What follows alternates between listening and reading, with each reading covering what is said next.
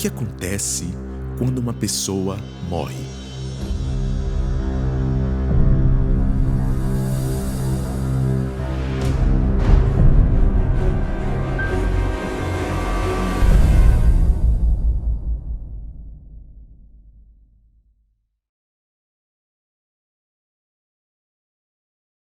Há opiniões muito diferentes. Alguns dizem que aquele que morre vai diretamente para o céu, para o inferno ou para o purgatório.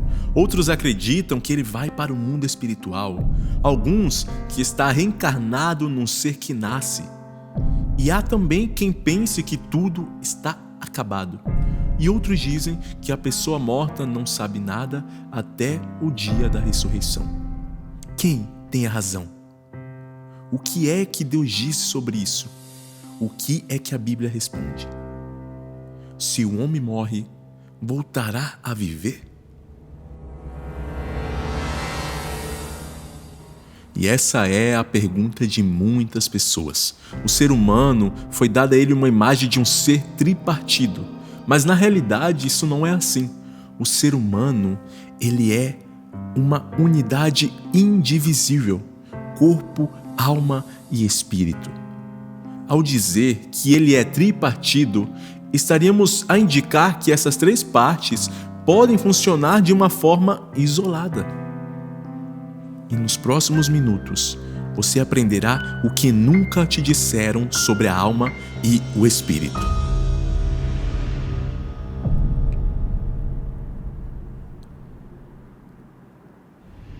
Essa palavra alma, etimologicamente falando, ela vem do hebraico nefesh. É uma expressão que se reflete 755 vezes no Antigo Testamento, com diferentes significados, tais como vida, pessoa, animal, ou ser vivo, cadáver, espírito, vontade e coração. Orlinsky, do Colégio da União Hebreia, em um artigo seu publicado no New York Times, no dia 12 de outubro de 1962, ali diz que a palavra alma é uma tradução imprecisa da palavra hebraica nefesh. Nefesh, ela é a própria pessoa, ou seja, o seu ser. A alma, ou ser, ela veio à existência quando Deus soprou a respiração ou o espírito de vida no corpo que criou. A palavra alma, ela é sinônimo de vida e pessoa através de toda a Bíblia, e ela nunca representa a existência fora do corpo ou uma entidade à parte do corpo. E de acordo com essa ideia, muitos estudiosos eles concordam que seria mais correto então dizer que uma certa pessoa ou um animal, ele é uma alma, e não que tem uma alma. E a própria Bíblia, ela diz o seguinte: e formou o Senhor Deus o homem do pó da terra, e soprou em seus narizes o fôlego de vida, e o homem foi feito alma vivente. Assim também está escrito: foi feito o primeiro homem, Adão, alma vivente. Deus, ele não deu ao homem uma alma, mas ao fundir o sopro da vida com então a matéria, ele tornou-se uma alma. E Rafael Montesinos, na sua análise O que nos acontece a morrer, afirma que no Novo Testamento, muitas vezes a palavra grega chuchai, que é equivalente a nefesh, ela também é traduzida como vida e pessoa. E pode você comparar isso na sua Bíblia. A vida, ela veio à existência quando Deus uniu o pó e o espírito. E antes desse tempo, Adão não existia e nem sequer no domínio espiritual.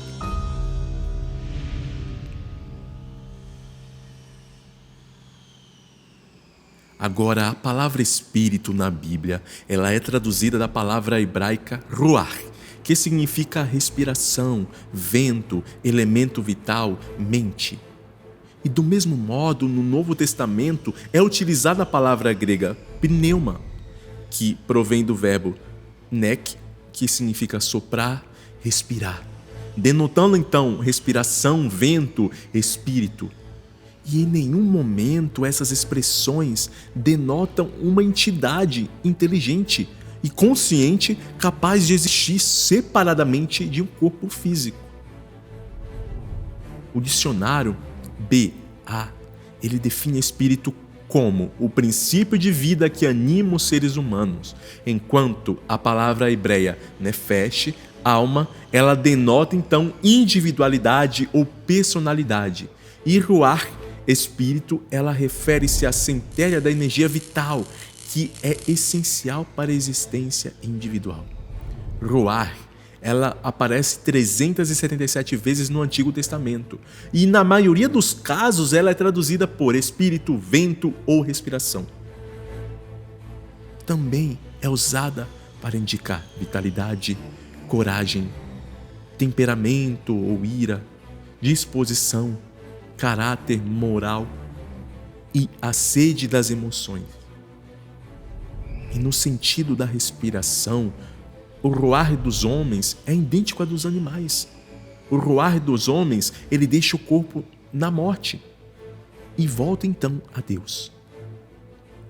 O equivalente no Novo Testamento de ruach é pneuma, tal como em ruach não há nada inerente à palavra pneuma que indica uma entidade no homem que possa então ter uma existência consciente fora do corpo. Não há nada. Em passagens como Romanos 8,15 e 1 Coríntios capítulo 4, versículo 21 e 2 Timóteo capítulo 1, versículo 7 e 1 João capítulo 4, 6, pneuma ele descreve atitude, disposição da mente ou o estado de sentimento. É também utilizado para vários aspectos da personalidade também. E da mesma forma, com o ruach, o pneuma, ele regressa ao Senhor depois da morte.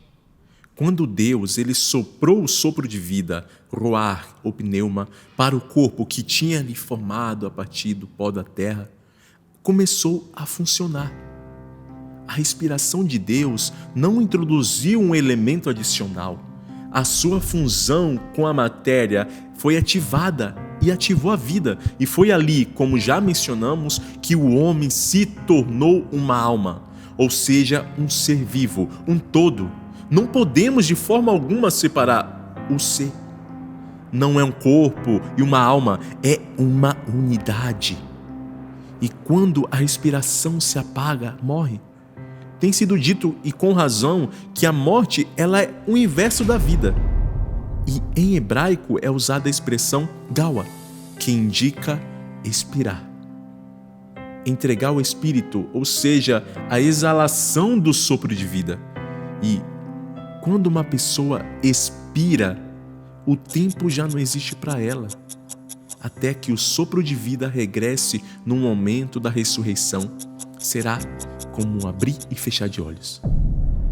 A palavra espírito na Bíblia, ela tem duas conotações quando se refere a ser humano. 1, o espírito de vida, e 2, o espírito racional. E neste último caso, Paulo então usou assim: e que o próprio Deus de paz vos santifique totalmente, e que todo o vosso espírito, mente, alma, o sentimento, e corpo, a parte física, sejam preservados sem culpa para a vinda de nosso Senhor Jesus Cristo. E daí vem a recomendação: e renovai-vos no espírito da vossa mente. Nesse contexto, Everett Harrison, no Dicionário de Teologia, na página 208, ele enfatiza: em ambos os testamentos é o espírito do homem que é a fonte dos seus pensamentos e intenções mais profundas. E o Filho de Deus, ele deve renovar o seu espírito se quiser servir a Deus de uma forma aceitável aos seus olhos. E nesse sentido, o espírito representa a parte que nos permite comunicar com Deus, ou seja, a mente ou a razão. O acima descrito permite-nos compreender melhor a antropologia bíblica, que é benéfica para uma interpretação correta das Sagradas Escrituras em relação ao tema apresentado.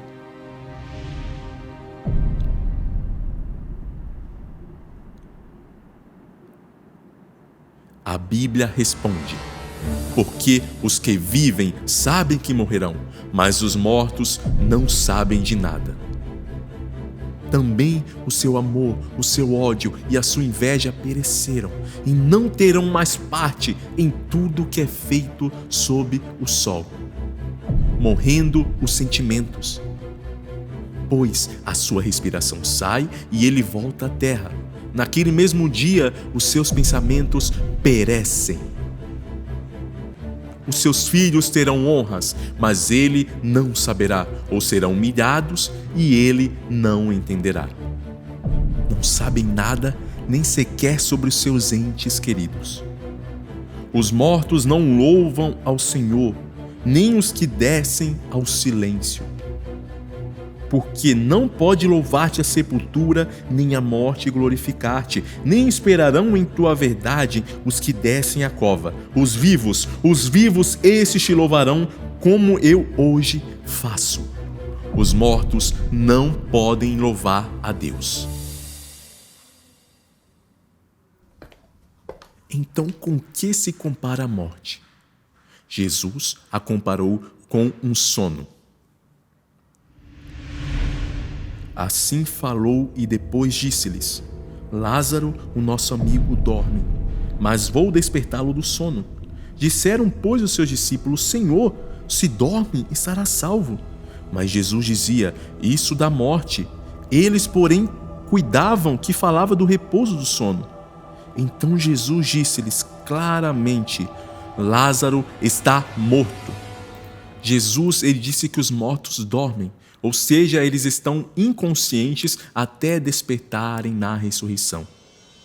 Mas um homem morto é consumido, sim, rendendo o homem ao espírito. Então onde está?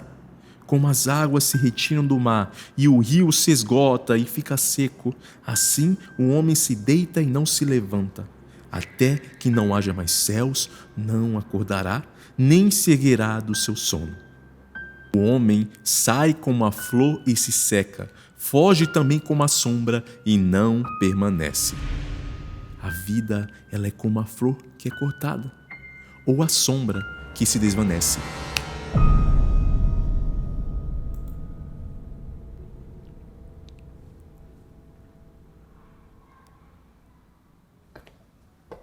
Agora há uma esperança gloriosa para os que morrem fiéis a Deus.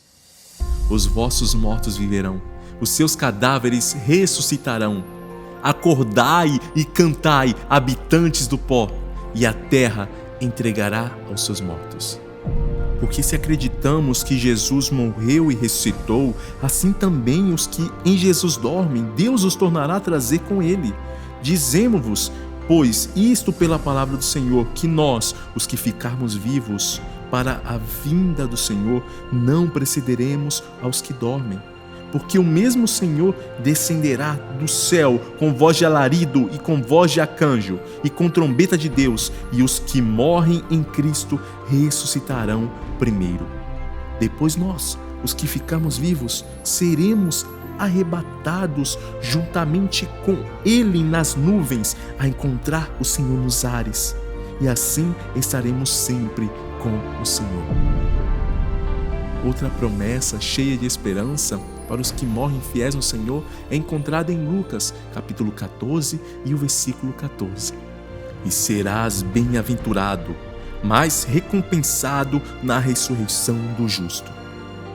O patriarca Jó, ele sabia mais cedo ou mais tarde que iria morrer, mas ele tinha a esperança de ver a Deus na sua carne e não no espírito.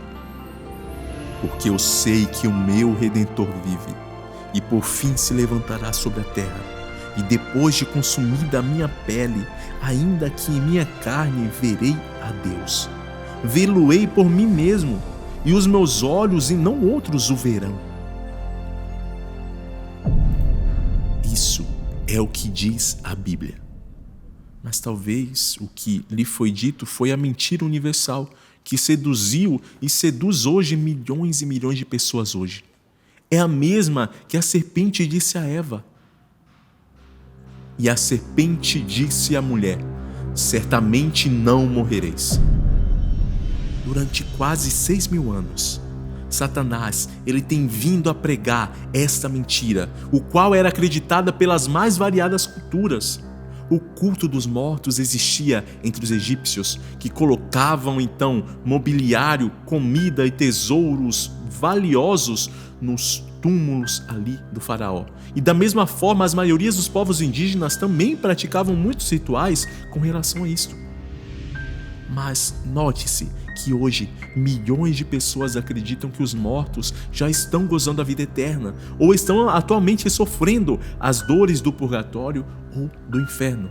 Ao contrário das expressões bem claras bíblicas, Satanás, ele continua pregando a sua grande mentira: não morrereis certamente.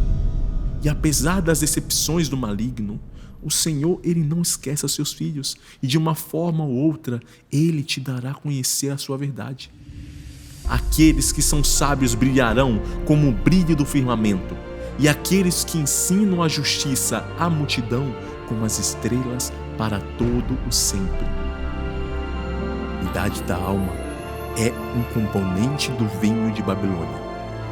Isto é, o que nunca te disseram.